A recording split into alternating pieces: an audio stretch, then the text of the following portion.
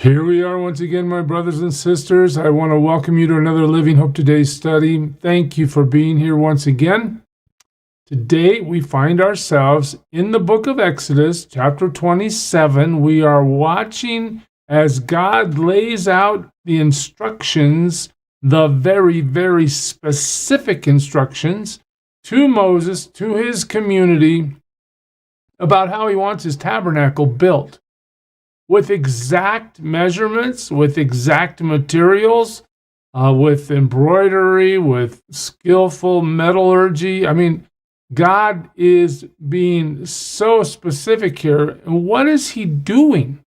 Why does this mean so much to him? Well, we might say, that this is going to be the place, the center of the Israelites' worship, and it needs to be considered holy. It needs to be considered precious, set apart, not ordinary. We're not talking about just going over to some pile of rocks and making a pillar and worshiping God as the pillar like maybe some of the pagan nations do. No, God's specifically drawing out his holiness and his power and his uniqueness among all the pagan nations as he instructs his people to build this beautiful, portable tabernacle to receive his worship. Now, we're going to start with a little review today. First, let's look at the first thing God told us about in chapter 25. It was the Ark of the Covenant. It was made of acacia wood. It was overlaid with pure gold. It's only 4.5 feet long, 2.25 feet wide, 2.25 feet high. It was a symbol of the presence and glory of God, and God makes sure that they understand, put my law in this ark. This is to be where I'll meet with you. This is to symbolize my presence, and this is to be very, very precious. God also in 25 commissioned the building of the table of showbread, but he doesn't really say too much about what it's going to be used for, except for something called the bread of the presence, which we'll see more about later. He also commissions the construction of the golden lampstand that has 7 flames on it, representing that perfection, purity, holiness. Again, we'll find out more about that even today in chapter 27. Just to bring you back to the whole big picture of this, I want to take you over here and just show you this area here. This would be Ezekiel's temple, okay? This is huge, huge, okay? This is Herod's temple, the temple that Herod built, okay? Over here in this little box right here, this is the tabernacle that we're talking about here. It'll fit, this is an American football field by comparison. It takes up maybe 1/4, maybe not even that much, maybe 1/8, in fact, of a football field. So it is portable. All right, well, as God would have it, we saw the design of his tabernacle, the entrance over here. You see the tables. There's an altar right here. We're going to get to that today. And then this is the place where it contains the Holy of Holies. It contains the actual Ark of the Covenant. We'll see more about that today too, but that's what God's commissioned so far. Now let's look at verse 1 of chapter 27. Build an altar of acacia wood, 3 cubits high. It is to be square, 5 cubits long, 5 cubits wide. Okay, remember a cubit's about 18 inches. We're building an altar. Listen to this. Make a horn at each of the 4 corners so that the horns and the altar are one piece. Overlay the altar instead of gold. Now we have bronze. God continues his commission. He says, make all its utensils of bronze, its pots to remove the ashes, and its shovels, sprinkling bowls, meat forks, and fire pans. Make a grating for it, a bronze network, and make a bronze ring at each of the 4 corners of the network. Put it under the ledge of the altar so that it is halfway up the altar. make poles of acacia wood for the altar and overlay them with bronze. All right, listen, it goes on. The poles are to be inserted into the rings so they will be on two sides of the altar when it is carried. Again, God's making everything portable. Make the altar hollow out of boards. It is to be made just as you were shown on the mountain. I want you to remember, God's instruction has already been clearly given to Moses as he spent 40 days on Mount Sinai talking to God himself. God has laid out his plan. So what is this altar? Well, it's called the altar of burnt offering. There you see an artist's rendering of what God has just commissioned. Why do we need this? Well, let's think about this. The altar is the first thing encountered as you enter into the tabernacle area. Okay, there's a reason for that we're about to get to. What's happening on this altar? Innocent life, the life of the animals, is being sacrificed. Why? It's symbolizing the fact that innocent life dies for guilty to bring atonement, that the sins of the people must be paid for. The animal, in this case, is slaughtered, sacrificed. That innocent, sinless blood is then spilled out on behalf of the people. All right. And then this is also the burnt offering place. The entire animal is burnt. It's symbolic of total surrender, of us being totally consumed in the sense that our sin has been removed. All right. And what this really does is it foreshadows the sacrifice, the ultimate sacrifice of the Lamb of God. Let me take you to the New Testament for a minute just to bring this home to us a little bit. In Hebrews 10, and by that will we have been made holy through the sacrifice of the body of Jesus Christ once and for all. The Lamb of God is sacrificed ultimately on the cross of Calvary, and the shed blood of the Lamb of God is the blood that is capable of receiving the punishment of all of our sin. The wrath of God is poured out on Jesus. Our sin is punished in that moment as that sacrifice is made. So go back to Exodus 27. What do you see? You see that God is instituting a sacrificial system that is going to point for centuries to the cross. You get to Hebrews, the cross is over, the resurrection has occurred, the ascension has occurred, the church has begun. But Hebrews takes us back and says, wait a minute, think about how that sacrifice fulfills what was happening all through the Old Testament. Day after day, every priest stands and performs his religious duties again and again.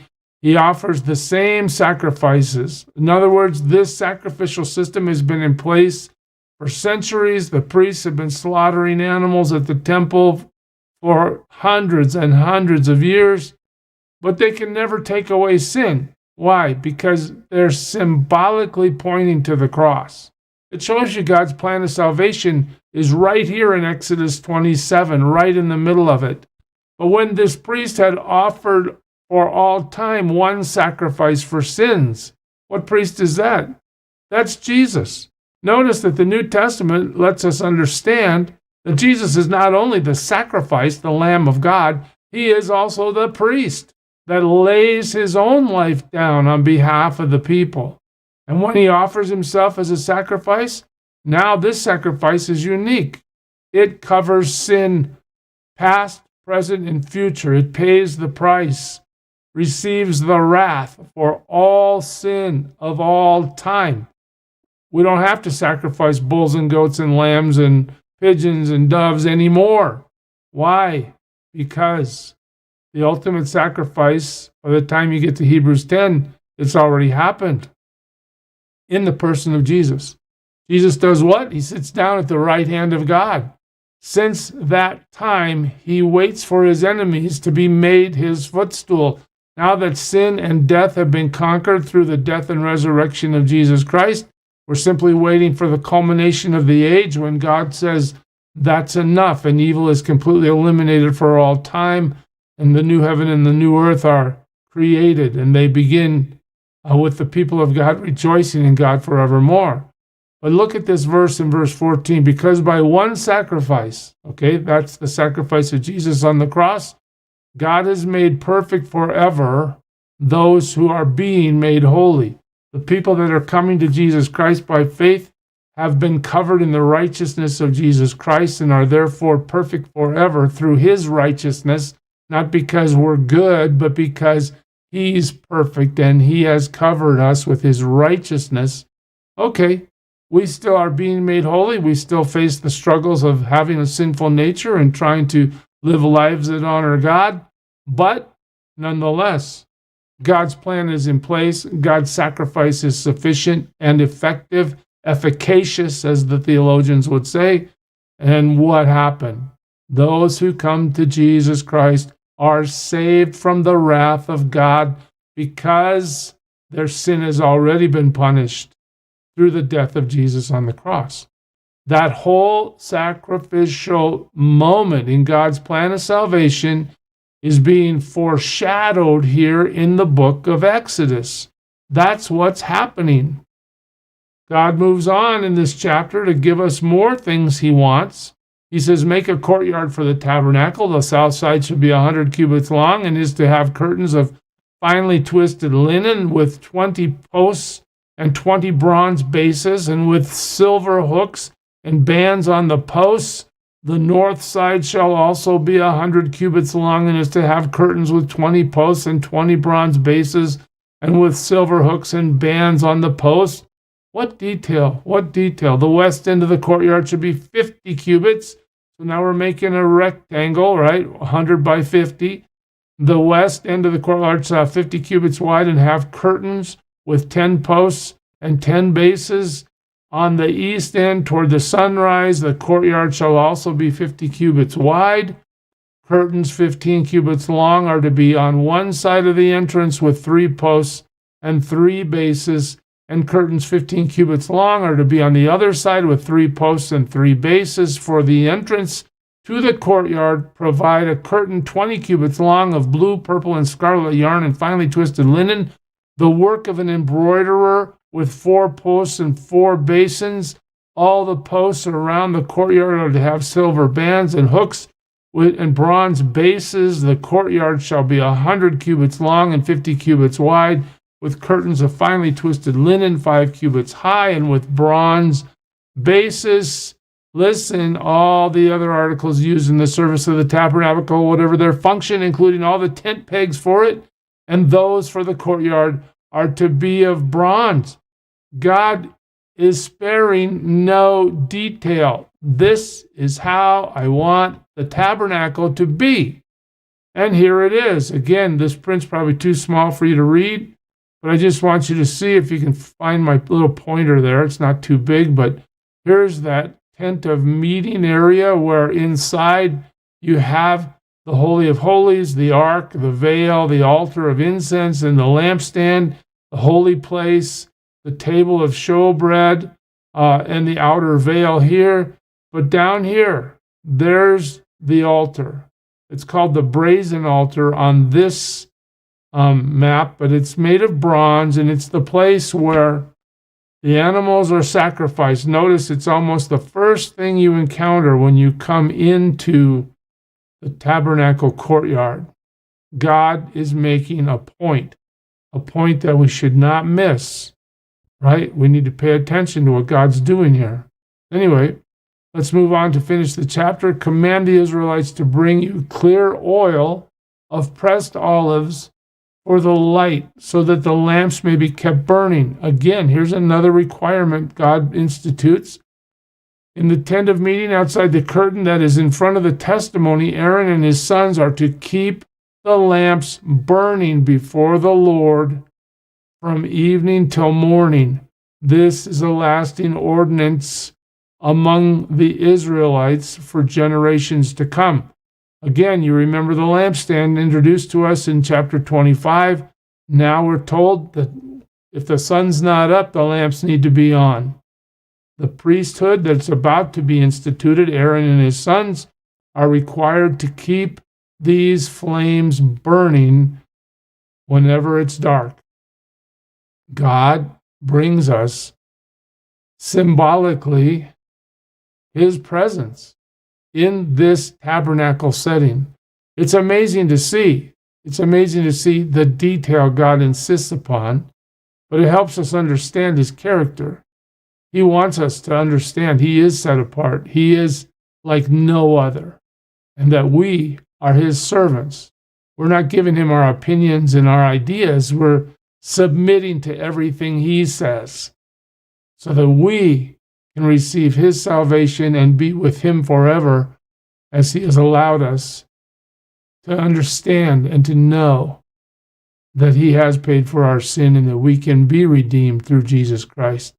Hold on to that. Be assured that you know the Lord today if you've bowed your heart before him, if you're walking in the power of his Spirit, the truth of his word today. I pray that God blesses you, church. Serve him well.